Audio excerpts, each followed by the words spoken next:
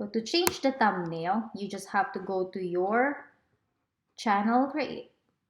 Hold on, let's just go back to the main channel.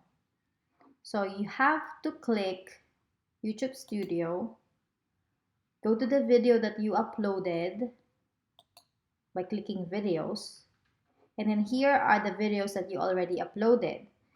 And if, for example, this one doesn't have a thumbnails yet, then you can click edit details, and then there's an option for you to choose for thumbnail. You can see thumbnail on the not very bottom, but just scroll down and you'll see that they're gonna give you 3 options to choose from for the picture, or you can upload your own picture.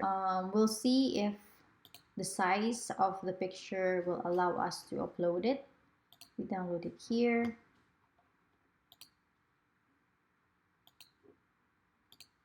Here, then click open and it will be uploaded right there, and just hit save. And that's it.